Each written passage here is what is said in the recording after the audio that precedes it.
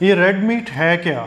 छोटा गोश्त, बड़ा गोश्त किसको कहते हैं? और क्या रेड मीट और छोटे गोश्त, बड़े गोश्त में कोई फ़र्क है? और फिर इसके फ़वाइद क्या हैं और इसके नुकसानात क्या हैं, जिनके बारे में आज कल बहुत बड़ा चर्चा हो रहा है और रेड मीट को बहुत ज़्यादा प्रेशर मिल रहा है इंटरनेशनली। हमारा मिशन और दुआ है मुकम्मल ज़िंदगी तमाम इंसानों के लिए। इंशाअल्लाह जिस्मानी और ज़हनी सेहत से रिलेटेड वीडियोस हम आप तक लाते रहेंगे। चैनल को सब्सक्राइब कीजिए ताकि ये इल्म आप तक पहुंच सके। तो चलिए वीडियो शुरू करते हैं। सबसे पहले रेड मीट क्या है? रेड मीट को इंटरनेशनली अगर हम देखें, दुनिया की वेल रिकग्नाइज एंटिटीज़ इसको सादा ज़ुबान में अगर मैं उर्दू में कहूँ तो छोटा गोश्त, जिसे हम बकरे का गोश्त कहते हैं, और जो बड़ा गोश्त है बीफ, ये सब रेड मीट ही है। लेकिन इसकी आगे काफ़ी सारी वैरायटीज़ हैं और मैं थोड़ा सा चाहूँगा कि मैं वो एक्सप्लेन कर दूँ और उसकी बुनियाद पे कुछ चीज़ें के फ़वाइद और नुकसानात बदल जाएंगे। जो हम बकरे का गोश्त जिसे सिंपली कहते हैं, इंटरनेशनली उसको फर्दर भी डिवाइड किया जाता है लैम्ब के अंदर। लैम्ब का मतलब है जो 1 साल से छोटे वाला, बकरा ही आप कह लीजिए, और मटन है जो 1 साल से बड़े वाला। इस तरह बीफ को डिवाइड किया जाता है व्हील के अंदर और काऊ के अंदर या ऑक्स के अंदर। व्हील का मतलब ये है कि बछड़ा, और बड़ा जो सा होता है उसे हम प्रॉपर काऊ भी कहते हैं। और ये पाकिस्तान और ये पंजाब के अंदर और इंडियन पंजाब के अंदर ये जो बछड़ा है इसको कट्टे का गोश्त भी कहते हैं, और कुछ लोग इसको हमारे गांव वगैरह में इसके नाम से जानते भी हैं। इनके गोश्त के अंदर कहने को ये सारे रेड मीट हैं, लेकिन इनके गोश्त के अंदर बहुत फ़र्क है। और दूसरे नंबर पे गोश्त बकरे, ये बछड़े, छोटे बकरे या काऊ के अंदर जिस्म के किस हिस्से में से लिया गया है उससे उसके कंटेंट का बहुत ज़्यादा फ़र्क पड़ जाता। कोलेस्ट्रॉल का भी, प्रोटीन एनर्जी का भी, इवन के उसके हज़म वो कितनी जल्दी होगा इसका भी।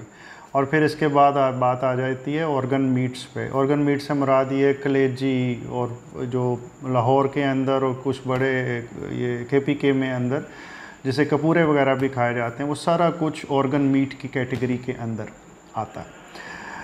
अब इसके अंदर जो सबसे पहले मैं एक बात करके फिर इसकी डिटेल की तरफ जाऊंगा, वो ये है कि पूरी दुनिया में खाया कितना जाता। शायद बीफ को बहुत सारे मुल्कों के अंदर कम खाया जाता है, लेकिन दुनिया में ऐसे मुल्क भी हैं जिसमें उसे मटन से ज़्यादा खाया जाता है। जैसे कि अमूमी तौर पे आयरलैंड के अंदर बीफ मटन से भी ज़्यादा प्रेफर किया जाता है। यूरोप के अंदर UK सबसे ज़्यादा कम बीफ का इस्तेमाल करता है पर यूनिट पर्सन के हिसाब से, और वो 108 ग्राम टोटल गोश्त एक वहाँ पे मेल खाता है, और उसमें से जो मटन है वो सिर्फ 40 ग्राम के करीब है, यानी कि ज़्यादा वो पोल्ट्री और वाइट मीट जो सा उसका इस्तेमाल करते होंगे। लेकिन जर्मनी में ये टोटल क्वांटिटी 154 ग्राम पर डे पे है, और उसके अंदर से वो 84 ग्राम तक सिर्फ बीफ खाते हैं। तो यूरोप के अंदर काफ़ी स्ट्रॉन्ग बीफ का इस्तेमाल मौजूद है, व्हील का भी जो मैंने बताया कि बछड़े का, और काऊ का भी। और उसके मुख्तलिफ मकासद हैं, लोग कह के उसमें से अपनी मर्ज़ी का गोश्त लेते हैं और उनके जहन में एक मेडिकल वजह होती है जिसके लिए वो इस्तेमाल कर रहे होते हैं। अब बात यह कि इसके फ़वाइद क्या हैं। फ़वाइद तो गोश्त के अगर गिने जाएं तो वो तमाम न्यूट्रिएंट्स आप सुनते जाएं तो आपको लगेगा कि इसमें बहुत सारे फ़वाइद हैं, लेकिन इन्हीं में से थोड़ा सा नुकसान का भी मैं साथ साथ जिक्र कर देता हूँ। एक ये कि ये बहुत रेडी सोर्स ऑफ एनर्जी है, और इसके अंदर एनर्जी बहुत ज़्यादा होती है रेड मीट के अंदर। प्रोटीन का जो सा हमें यूटिलाइजेशन मिलती है, एक जो सा 100 ग्राम में वो तकरीबन 20 ग्राम हमें प्रोटीन मिल जाती, और ये 20 की फ़िगर वेरी करती है डिपेंडिंग अपॉन कि हम किसकी बात कर रहे हैं और जिस्म के किस हिस्से की बात कर रहे हैं। बट मैं चीज़ों को आसान करूँगा। तो प्रोटीन का एक रिच सोर्स है, जिसको प्रोटीन की ज़रूरत हो वो ये इस्तेमाल करता भी है और उसे फ़ायदा भी होता है।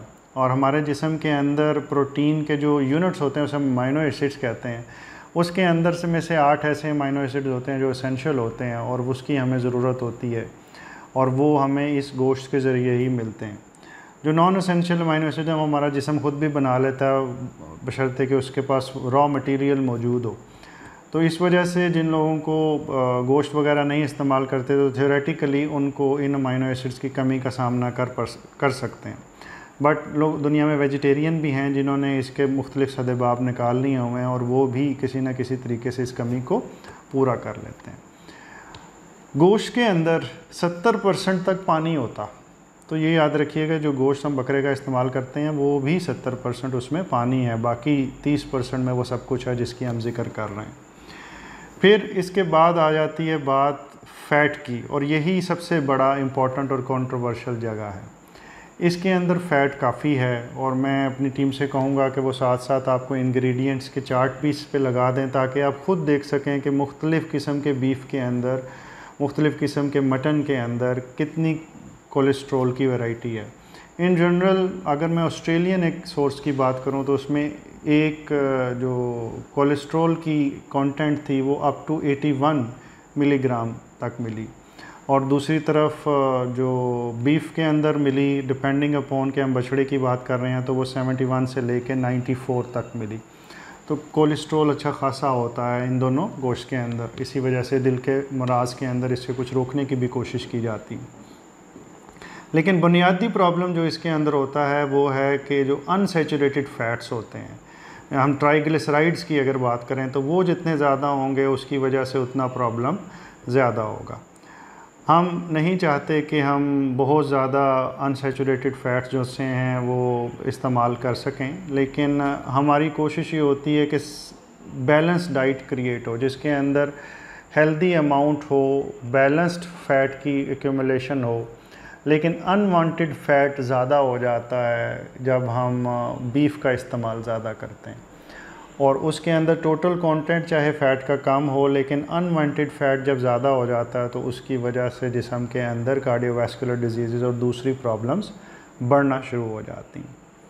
फिर कार्बोहाइड्रेट भी इनके अंदर मौजूद होता है, और कार्बोहाइड्रेट की बुनियाद पे फिर इनको दो हिस्सों में डिवाइड भी किया जाता है। एसपी ही जिसके अंदर सॉफ्ट है और एक्सुडेटिव टाइप है, और DFD dark firm and dry. बाज़ का गोश्त बिल्कुल काला सा हो जाता है। उसकी वजह ये होती है कि बाज़ का वो जानवर जो उनसा है वो बहुत ज़्यादा उससे पहले उसने एक्सर्शन की होती है और उसे रिलैक्स करने का टाइम नहीं मिला होता, और उसकी वजह उसमें उसको ज़िबा कर दिया जाता है, जिसकी वजह से उसकी तबीयत जो उनसी है उसके अंदर जो सी ग्लाइकोजन है उसका स्टोरेज ऐसा होता है कि वो कलर डार्क हो जाता है, और बहुत सारे लोग इस ब्लैक कलर के गोश्त को पसंद नहीं करते।